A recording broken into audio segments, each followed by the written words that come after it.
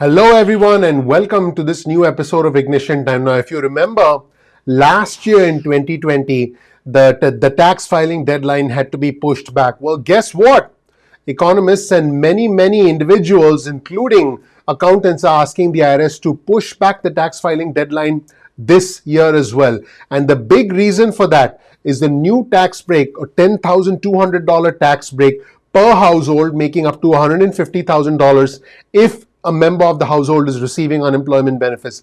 This makes the first $10,200 in tax breaks non-taxable as far as unemployment benefits are concerned, as long as the household income was under $150,000. In this video, I'll dig deeper into this and I'll tell you what the implications are for you, specifically if your annual gross income, your combined household income is under $150,000 and if a member of your family is receiving unemployment benefits. Welcome to our channel, everyone. My name is Dr. Chhoda. This right here is a little bit of information about me. My specialty is that I make it rain money. Check that out. It's raining money. Well, I wish I could, but I don't have those superpowers. I do have a crystal ball and I can predict the future. Actually, I can do neither of those things, but what I can do is tell you the truth, to give you information. What I can do is give you information that helps you understand how the country is working, how our economy is working, and by extension, what impact it has to your money. So let's just jump right in. During the year 2020, as many as 40 million of our fellow Americans were on unemployment at one point or another. At this moment in time, there are approximately 15 million of our fellow Americans who are on unemployment, but the actual statistics are likely to be even higher because there are many individuals who have actually dropped out of the workforce. So the true unemployment rate is likely to be closer to 10%, according to the Chairman of the Federal Reserve, Jerome Powell, and according to the US Treasury Secretary, Janet Yellen. But here's the thing. For 40 million of our fellow Americans who received unemployment benefits at one point or another in the year 2020, there are huge implications because the new law that is about to be passed by the House, I should say the new bill that's about to be passed by the House, which when signed by the President, technically that's when it becomes law. That is going to impact 40 million of our fellow Americans. Here's the headline of an article published by the Wall Street Journal. Congress is poised to upend tax season with new break for unemployment benefits. The exemption of $10,200 for unemployment benefits is going to help households, and it's going to be good news for a lot of our fellow Americans. But for accountants, as well as lawmakers and economists, it's a huge headache because they have a lot of things to factor into as the April 15 traditional deadline is approaching. That deadline is less than 6 weeks away at the time I'm recording this video. So here's what's going on. This new move that was approved by the Senate and that is expected to pass the House sometime tomorrow is part of this massive $1.9 trillion stimulus package. This would exempt the first $10,200 in unemployment income for households that made under $150,000 combined. So this is interesting. Now, this would save households approximately $25 billion, but implementing this change is going to be very challenging for the IRS, which is already completely overloaded because a lot of questions are emerging. Hey, what if I already paid my taxes? What if I already filed my return? How am I going to get the money back? Are they going to mail me a check? Is it going to be a credit? All of these questions, we're actually looking for answers to all of these questions, and a lot of tax professionals themselves don't know the answers to all of these questions. Now, as of late February 2021, this year, the IRS has already received more than 45 million tax returns, and some of them will likely have to be amended because individuals on unemployment who are under the impression that they had to pay taxes to the federal government already paid those taxes. So those tax returns will have to be amended, or the IRS will simply have to mail back the checks. Is the IRS going to mail a check?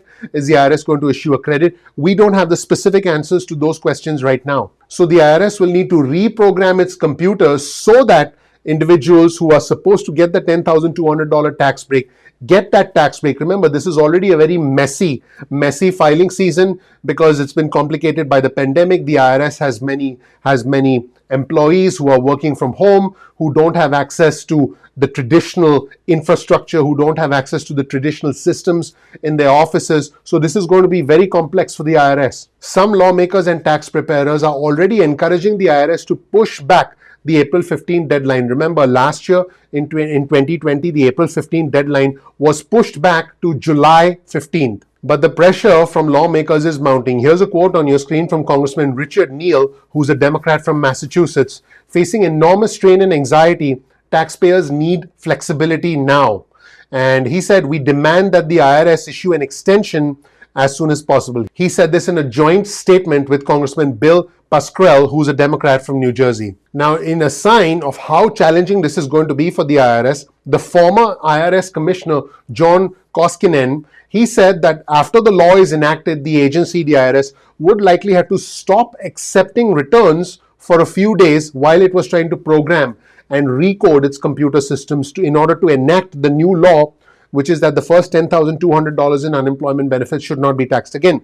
This is going to impact 40 million of our fellow Americans, because 40 million of our fellow Americans were on unemployment at one point or another during 2020. They may have gotten their jobs back, some of them, but the fact is that if they received unemployment benefits, they should not be paying taxes on the first $10,200 in unemployment benefits. And chances are, if you're watching this, this applies to you as well. Here's a comment from the former IRS Commissioner, John Koskinen. He said, you're trying to fix the plane while you're flying it. Now, as you can imagine, the Democrats are very proud of this provision. Here's a quote from Senator Dick Durbin, who's a Democrat from Illinois. The inclusion of our provision is welcome news to the millions of Americans using unemployment benefits to keep a roof over their head, put food on the table, and pay for healthcare and other necessities. Now, here's what's interesting. If you're in the 12% tax bracket, you could save more than $1,200, because 12% of $10,500 is more than $1,200. If you're in a higher tax bracket, up to $150,000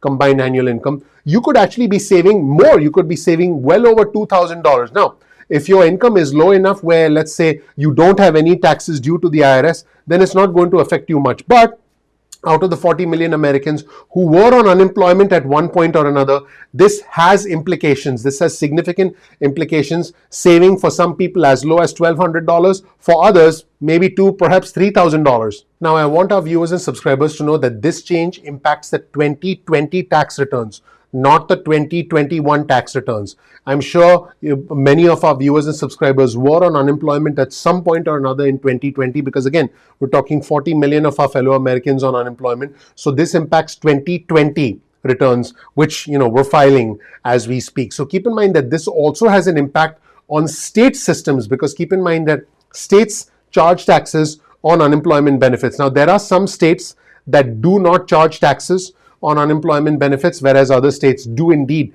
charge taxes on unemployment benefits. I have done another video talking about state tax implications on unemployment benefits. So make sure you go through the unemployment benefits crash course on our channel, because you'll be able to locate that video. But as far as state taxes are concerned, this law, this federal law, if you will, that impacts your federal taxes, also will impact your state taxes. So keep in mind that a lot of state taxes adopt the same provisions as the federal government.